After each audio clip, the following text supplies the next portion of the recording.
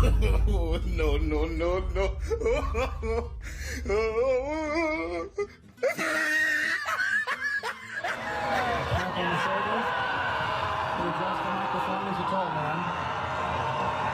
Well, that all happened pretty quickly, didn't it? And it was bloody funny. The blue check marks are enraged, the leftist media is enraged, and the woke brigade's enraged. I mean, they're all threatening to leave Twitter, just like they threatened to move to Canada if Trump got in. Entertaining stuff, entertaining stuff. And we will have a look at it in about 30 seconds.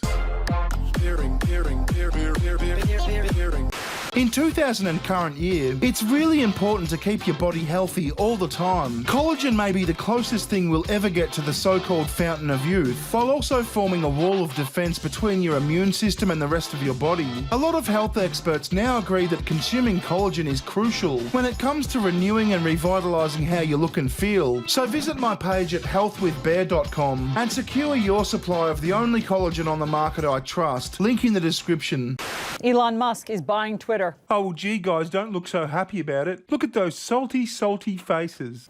For an estimated $44 billion. Let's get right to CNN chief media correspondent Brian Stelter. Yeah, who gives a fuck about this other guy? We're all here for Brian Stelter, so let's skip straight to his bit. He's been critical of Twitter for quite a long time now. How do we get to this point now that it's his? Matey, he had some money and he bought a thing. That's how these things usually happen. This was just a very big thing and a lot of money. So how do we get to this point? Well, here is someone who was able to prove he could actually do this, prove he could bring the company private, and now, barring any hiccups, it is his. He does say in a statement here, free speech is the bedrock of a functioning democracy, and Twitter is the digital town square where matters vital to the future of humanity are debated. So in his mind, this is very serious and has been all along. He says he wants to make Twitter better than ever by, quote, enhancing the product with new features, making the algorithms open source to increase trust, defeating the spam bots, he says, and authenticating all humans. Oh no, Brian, does that mean Donald Trump?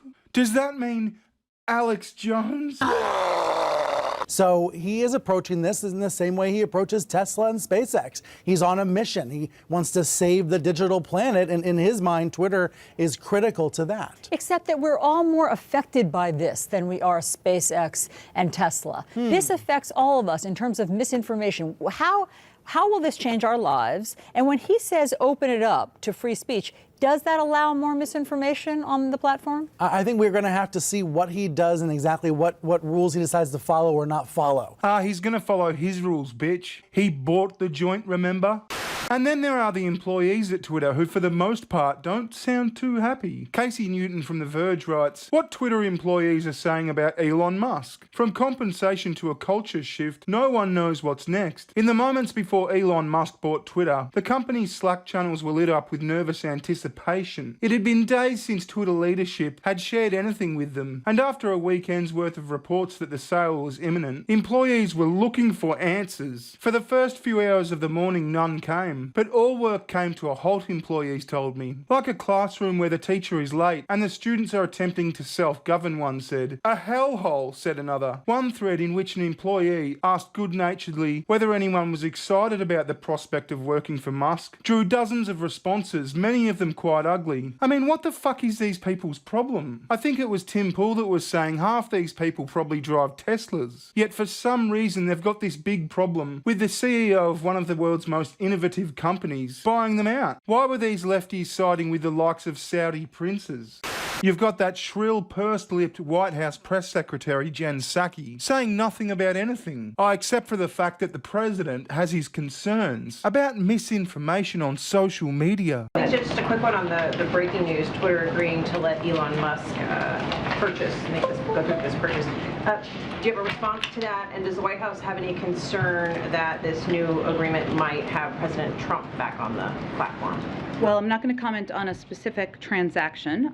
What I can tell you as a general matter, no matter who owns or runs Twitter, the president has long been concerned about the power of large social media platforms, the power they have over our everyday lives, has long argued that tech platforms must be held accountable for the harms they cause. He's been a strong supporter of fundamental reforms to achieve that goal, including reforms to Section 230, enacting antitrust reforms, requiring more transparency, and more. And he's encouraged that there's bipartisan interest in Congress. Oh, sorry, the word was harms, not misinformation, which would be classed as a harm.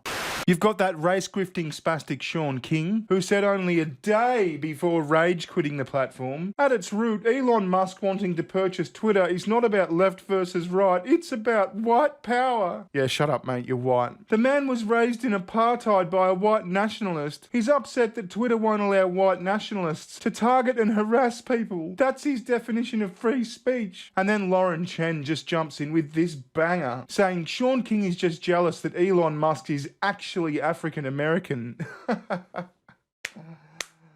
That was perfect. But finally, ladies and gentlemen, you've got Elon Musk and his buddies back at his joint having a nice celebratory cold one.